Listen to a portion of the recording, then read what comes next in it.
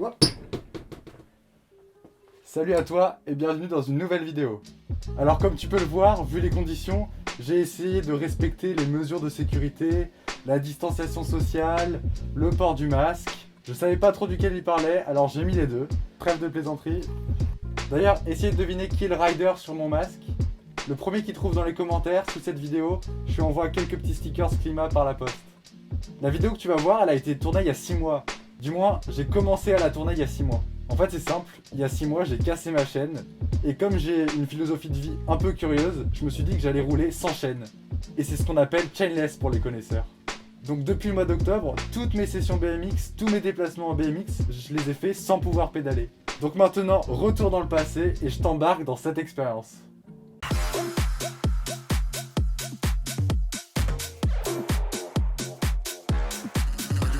Du coup là je t'embarque en GoPro et on va commencer la session. Et je vais aussi commenter et donner mon retour sur cette expérience en même temps. Alors petite anecdote, j'ai commencé à rouler brakeless, c'est-à-dire sans frein, à partir du moment où j'ai cassé mon frein. Et là il s'est passé exactement la même chose, j'ai cassé ma chaîne et j'ai décidé de rouler sans chaîne. Et si la prochaine fois je casse une roue, j'apprendrai à rouler en manual ou en nose manual H24.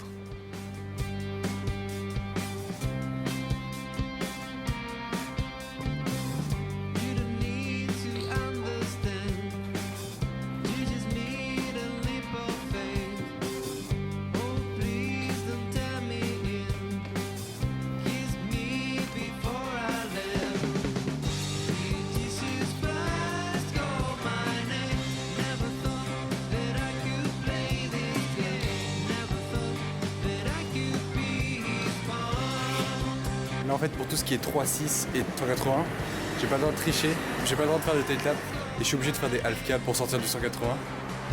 Voilà, donc ce que je viens de dire là, c'est que le fait de pas avoir de chaîne, il n'y a plus de résistance au niveau du pédalier et donc je dois changer la manière dont je fais certains tricks. Le fait de ne pas avoir de chaîne me rend obligé de plaquer mes 3.6 proprement. Ça me pousse à faire ma rotation complète sans poser la roue arrière en premier. Ce qui est intéressant dans le fait de rouler chainless, surtout que moi je roule habituellement avec un moyeu arrière en cassette, c'est que le fait de ne pas avoir de chaîne, ça permet de faire un free coaster et donc de pouvoir rouler en fakie indéfiniment. Autrement, j'aurais dû pédaler en arrière de sorte à accompagner ma roue libre. Si vous connaissez la différence entre un moyeu free coaster et un moyeu cassette, je ne vous ai pas perdu.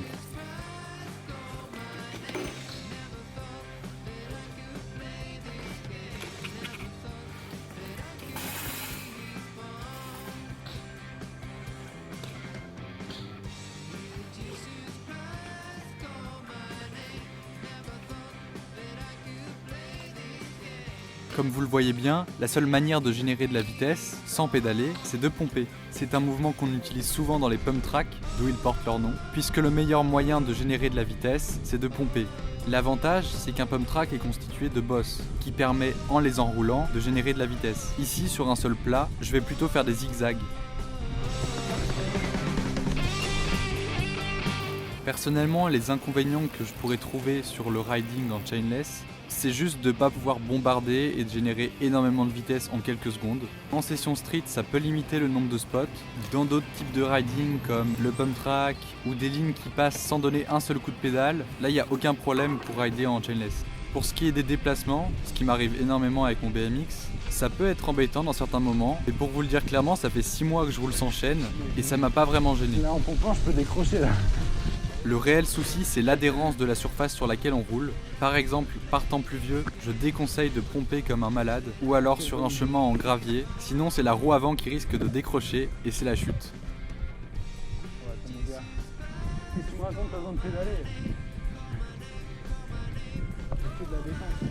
Pour citer les avantages, je dirais que c'est bien pour le poids de son vélo. J'ai pu enlever la couronne pour éviter de me faire mal avec les dents de cette dernière, et bien sûr la chaîne.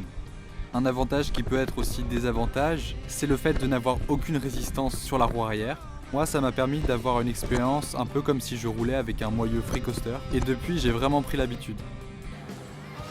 Et ce qui peut être aussi considéré comme un avantage ou comme un désavantage, c'est le silence de la roue arrière. Alors évidemment, si on roule avec un moyeu free coaster, la roue libre ne fait aucun bruit. Si vous roulez avec un moyeu cassette, la roue libre fait du bruit et ça peut manquer pour certains. Moi, ça m'a permis de trouver un certain silence dans ce riding et juste d'entendre la pression dans les pneus selon les surfaces.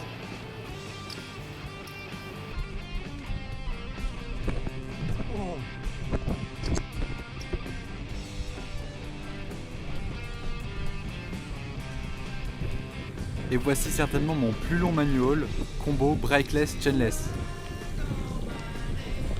Et on pourrait peut-être même enlever la roue avant.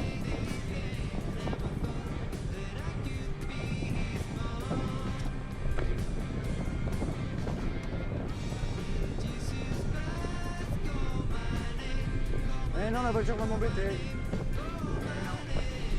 C'est moi que ça passe. Voilà, c'est tout pour cette vidéo. J'espère que ce contenu te plaît. Et si c'est le cas, évidemment, n'hésite pas à liker, à t'abonner, à activer la cloche pour recevoir toutes les notifications. C'est le meilleur moyen de me soutenir. On se retrouve bientôt dans une prochaine vidéo. Allez, ciao!